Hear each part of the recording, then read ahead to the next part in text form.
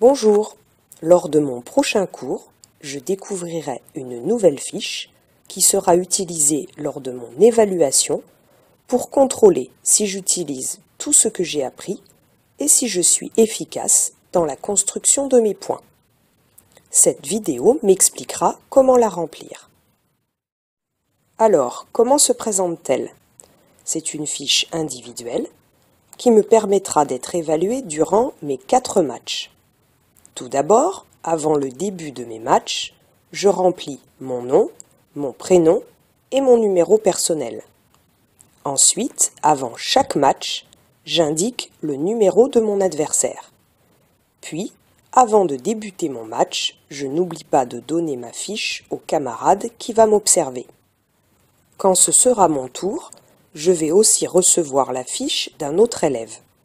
Je vais donc inscrire sur sa fiche quel type de points sont marqués par mon camarade, des points gagnants ou des points scores. Imaginons que j'observe Alix en train de jouer. Dans cette première colonne, je comptabilise le nombre de points scores marqués par Alix. Je les indique par des croix ou des traits, peu importe. Dans l'autre colonne, je comptabilise le nombre de points gagnants marqués par Alix, toujours dans le même match. À la fin de son match, je fais le total des points scores marqués et des points gagnants marqués dans les cases juste à droite des croix. Comme vous le voyez, il reste 2 cases de libre. Elles sont très importantes car elles permettent de comptabiliser les points scores et les points gagnants encaissés par Alix. Pour les remplir, il suffit de regarder la fiche d'observation de Sacha, son adversaire.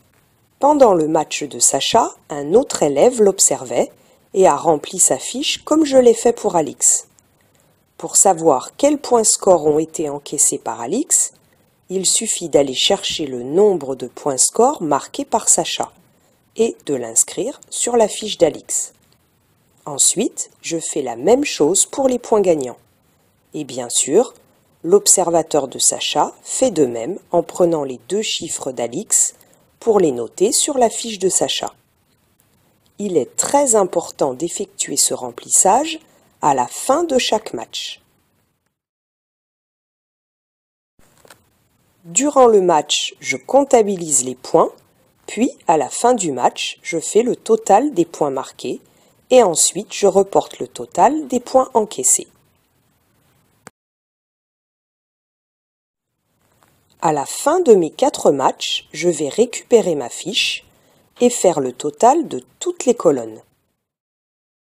D'abord le total des points scores marqués, puis le total des points scores encaissés, ensuite le total des points gagnants marqués, puis le total des points gagnants encaissés. Et voilà, je vais pouvoir, grâce à ces chiffres, savoir si je suis efficace dans la construction de mes points. Prenons l'exemple d'Alix. En attaque, elle a marqué 15 points score et 15 points gagnants. Elle a donc 50% de points gagnants sur l'ensemble des points qu'elle a marqués. Sur le barème des 3e du collège, elle obtiendra 5,5 sur 8. En défense, elle a encaissé 14 points score et 7 points gagnants. Elle a donc 33% de points gagnants sur l'ensemble des points qu'elle a encaissés. Sur le barème des 3e du collège, elle obtiendra 6,5 sur 8. Alors, n'oubliez pas les étapes de remplissage de la fiche. 1. Je remplis sur la fiche mon nom, prénom et numéro personnel. 2. Au début de chacun de mes matchs, je n'oublie pas de donner ma fiche à mon observateur. 3. À la fin de tous les matchs, je calcule le total de tous mes points gagnants et de tous mes points scores. Lorsque j'observe un camarade, 1. J'indique avant le match sur sa fiche le numéro de son adversaire. 2. Pendant le match, je note tous les points scores et les points gagnants du joueur que j'observe. 3. À la fin du match, je fais le total des points scores et des points gagnants marqués. 4. Je note le total des points scores et des points gagnants encaissés. en reportant les points scores et les points gagnants marqués sur la fiche de son adversaire. Avant de vous donner rendez-vous à votre prochain cours, je mets à votre disposition le barème des points scores points gagnants pour tous les élèves de 3e du collège.